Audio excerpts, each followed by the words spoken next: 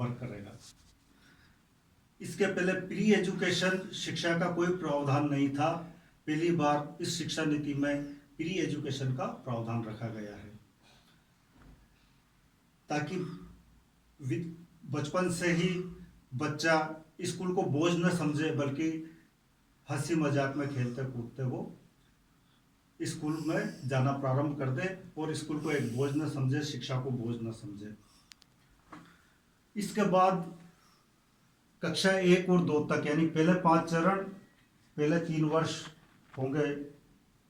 उसके प्री स्कूली शिक्षा के लिए आंगनबाड़ी के माध्यम से, फिर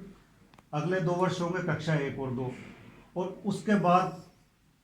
अगले 3 वर्ष होंगे मिडिल शिक्षा के लिए, और फिर उसके बाद हायर सेकेंडरी यानी 9th से लेकर 12th तक। इन सभी के दौरान कक्षा 6 से ही जहां कोडिंग सिस्टम लागू किया गया है, बच्चे को वहीं से उसके जीवन में किस प्रकार वो वर्क करेगा, किस प्रकार उसको व्यवहारिक जीवन में काम करना होगा, ये शिक्षा उसको कक्षा 6 से ही देना प्रारंभ कर दी जाएगी। व्यावसायिक शिक्षा का जहाँ इस शिक्षा नीति में सबसे प्रमुखता से इसको शामिल किया गया है, और व्यावसायिक शिक्षा इतना महत्वपूर्ण पहलू है इस शिक्षा नीति का कि जब तक व्यक्ति को उसके व्यवहारिक जीवन से नहीं जोड़ा जाए,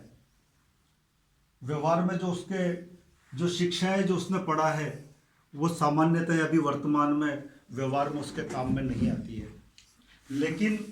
जब व्यावसायिक शिक्षा को प्रोफेशनली वो थ्योरेटिकल रूप में पढ़ेगा और स्कूली समय से ही जो उसका सीखने का समय है, जिसमें सबसे ज़्यादा क्रिएटिव समय है, जो उसके व्यक्तित्व निर्माण का सबसे अधिक महत्वपूर्ण समय है, उसी से वो उसके भविष्य में जो व्यवहार में जो उसे करना है उसको सीखना प्रारंभ करेगा, तो निश्चित रूप से वो उसके लिए महत्वपूर्ण साबित होगी। जब हम जो काम हमें भविष्य में करना है उस काम को हम शिक्षा के साथ ही सीखना प्रारंभ कर दें, तो हम स्वयं आत्मनिर्भर बनेंगे, और जब हम आत्मनिर्भर बनेंगे तो निश्चित रूप से हमारा देश भी आत्मनिर्भर बनेगा, और जो शिक्षा के समय ही हमने जो भविष्य में करना उस चीज़ को हमने सीख लिया है, तो हमारे कार्य को भी हम अधिक अच्छी तरीके से निष्पादित कर सकेंगे। हमें भविष्य में क्या करना है, किस क्षेत्र में हमारी चॉइस है, उस क्षेत्र को चुनने का अधिकार हमें इस शिक्षा नीति में दिया गया है। हम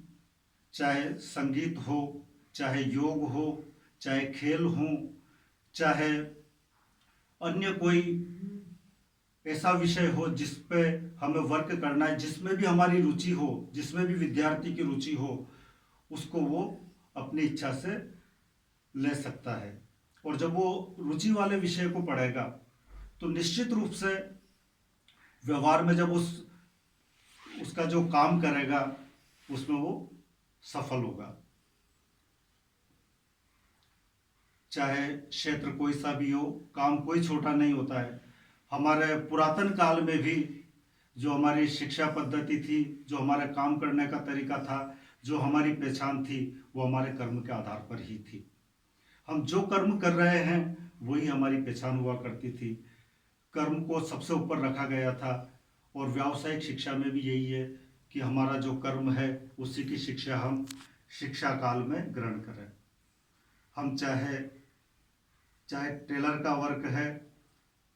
यूँ देखा जाए तो टेलर का वर्क, दर्जी वाला काम हम क्यों करें, लेकिन आज आप देखिए फैशन डिजाइनिंग के क्षेत्र में अच्छी अच्छी बहुराष्ट्रीय कंपनियों ने अपनी पहचान बनाई है और व्यवसाय को एक नई ऊंचाइयों तक पहुंचाया है। यानी कोई भी काम छोटा नहीं है। जूते बनाने का काम, मोची का काम, इसको बहुत छोटा समझा जाता है, लेकिन आज आप देखें बड़ी बड़ी कंपनियां, चाहे बाटा के जूते हों, चाहे लिबर्टी के जूते हों, चाहे रेड एंड चीफ के जूते हों, ऐसी अनेकों बहुराष्ट्रीय कंपनियों ने अपनी एक अलग पहचान बनाई है। यानी कोई भी काम हो, यदि आप पूरी निष्ठा और लगन के साथ उस कार्य को करेंगे तो निश्चित रूप से आप उस क्षेत्र में अपनी एक अलग विशिष्ट पहचान बना लेंगे। लोहार का काम उसको बहुत छोटा समझा जाता है, लेकिन टाटा ने लोहे से स्टील बनाया और आज पूरी दुनिया में उनका जो नाम है, स्टील की वजह से जो पहचान है, वो एक अलग ही पहचान है। तो आप काम कोई भी हो, अगर आपको जो बचपन से ही आपने उस काम की शिक्षा ग्रहण करी है, उस काम को बचपन से ही आपने जीना शुरू किया है, तो निश्चित रूप से जब आप व्यवहार में आप कार्य के क्षेत्र में उतरोगे तो उस कार्य को पूरी निष्ठा के साथ, पूरी लगन के साथ, पूरे मन से, आपका मन पूरा उससे जुड़ा रहेगा, क्योंकि वो आपका रुचि का वर्क है। और जब रुचि का वर्क है, आपके मन माफिक वर्क है, जो आपने पढ़ा है वो वर्क है, जिसकी आपको पूरी जानकारी है काम करने से पहले, तो आप उस काम में सफलताएं प्राप्त करोगे। और जितनी आप में क्षमता है, जितनी आप में योग्यता है, जितनी आप में प्रतिभा है, उसके अनुरूप आप अपनी एक अलग पहचान बनाने में निश्चित रूप से सफल होंगे। तो हमें किसी काम को छोटा नहीं समझना है। हमारा इंटरेस्ट किस काम में है,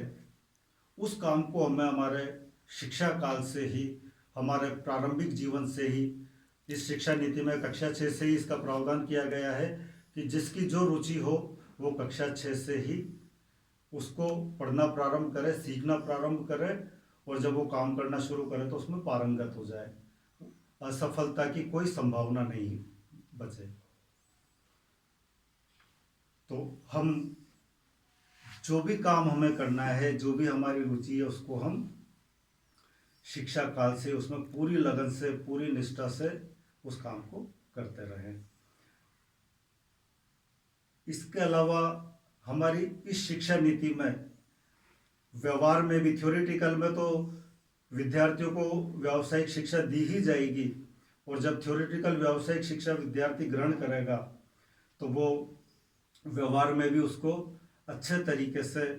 सफल होगा, अच्छे तरीके से आगे बढ़ सकेगा। काम का कोई भी क्षेत्र हो, कला का कोई भी क्षेत्र हो, साहित्य का कोई भी क्षेत्र हो, हर क्षेत्र को जब विद्यार्थी पूरी तरह से सीखेगा तो वो उसमें निश्चित सफलता प्राप्त करेगा। शिक्षा नीति की और भी कई महत्वपूर्ण बातें हैं, और भी कई महत्वपूर्ण पहलू हैं जिन पर किसी और समय हम चर्चा करेंगे। अभी मेरे अलावा अन्य भी वक्ता हैं जो आज के इस विषय पर बोलेंगे। एक बार सभी को सुनेंगे, फिर उसके बाद अगर मेरे से किसी संबंध में चर्चा करनी हो आपको, इस व्यावसायिक शिक्षा में युवाओं का दृष्टिकोण, या राष्ट्रीय शिक्षा नीति, या अन्य किसी विषय पर,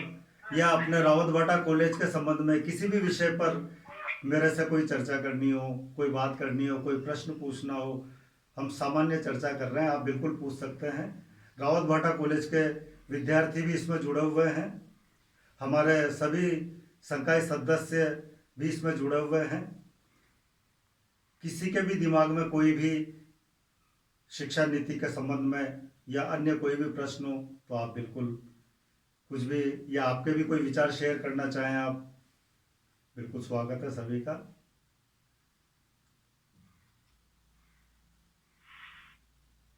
बहुत बहुत धन्यवाद सर। बहुत विस्तार पूर्वक आपने जो नई शिक्षा नीति है 2020 उसके बारे में बताया। इससे पहले मैं विद्यार्थी जो जुड़ रहे हैं उनसे अनुरोध करना चाहूंगी कि वो अपना माइक और जो वीडियो है वो ऑफ कर दें, ताकि किसी भी प्रकार का व्यवधान नहीं आए। विद्यार्थी जो जुड़ रहे हैं नए, वो अपने वीडियो और ऑडियो को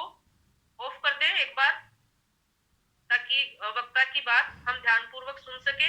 जैसा कि सर ने कहा, अगर किसी भी विद्यार्थी के मन में किसी भी प्रकार का प्रश्न है, कोई भी क्वेरी है अपने रोजगार से लेकर के, व्यवसाय से लेकर के, या किसी व्यवसायिक पाठ्यक्रम से संबंधित या नई शिक्षा नीति के बारे में, तो आप पूछ सकते हैं।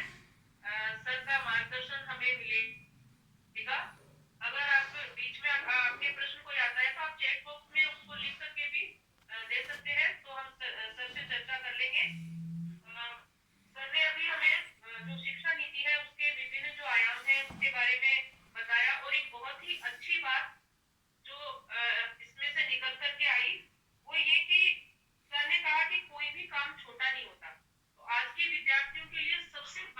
बात और सबसे सीख ये बात साबित हो सकती है कि कोई भी काम छोटा या बड़ा नहीं होता, बशर्ते उसमें हम अपने तन मन धन से उसको प्रशिक्षित होकर के काम करें। सर ने उदाहरण भी दिए, जैसे कि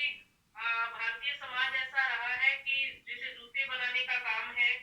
इस तरह के काम को छोटा काम समझा जाता था, लेकिन सर ने उदाहरण दिया कि बड़ी बड़ी कंपनियां, जो जूता कंपनी है, बाटा कंपनी है, रेड चीफ के जूते हैं, तो वो वैश्विक स्तर पे अपना नाम कमा रही है। तो केवल किसी काम को छोटा मान करके जो सामाजिक वर्जनाएं थी उनको तोड़ करके सर का ये कहना कि किसी भी काम को छोटा बड़ा न समझे, प्रशिक्षित होकर के उस काम में वैश्विक स्तर पर नाम कमाया जा सकता है। तो बहुत बहुत धन्यवाद सर आपका कि युवाओं को, आज के युवाओं को इसी बात की आवश्यकता है कि वो सामाजिक वर्जनाओं को तोड़े, क्योंकि हम देखते आ रहे हैं कि हमारा जो सामाजिक संरचना है उसमें रोजगार के चयन में सामाजिक कारणों का अपना बहुत बड़ा प्रभाव होता है। बिल्कुल मैम। रोजगार की प्रकृति को लेकर के हो या चाहे लिंग भेद को लेकर के हो, रोजगार प्राप्त कौन व्यक्ति कौन सा रोजगार करेगा, उसके पीछे बहुत सी सामाजिक वर्जनाएं होती हैं। तो इसके लिए जरूरी है कि कुछ तो सरकार के द्वारा आर्थिक प्रोत्साहन भी दिया जाए, क्योंकि अगर ये सुनिश्चित होगा कि कोई व्यक्ति, चाहे वो जूता बनाने का काम भी हो, उसमें उसको प्रशिक्षण मिलेगा और वो ये सोचे कि बिना प्रशिक्षण वालों को कम पैसा मिलता है बजाय प्रशिक्षित व्यक्तियों को, तो कोई भी व्यक्ति इस प्रशिक्षण को लेने के लिए तैयार होगा। तो आज सबसे बड़ी जरूरत इस बात की है कि किसी भी काम को हम छोटा या बड़ा न समझे। जो अवसर सरकार के द्वारा उपलब्ध करवाया गया है, हमारी नई राष्ट्रीय शिक्षा नीति के द्वारा कौशल विकास केंद्र खोले गए हैं, उनका फायदा उठाए, प्रत्येक विद्यार्थी जानकारी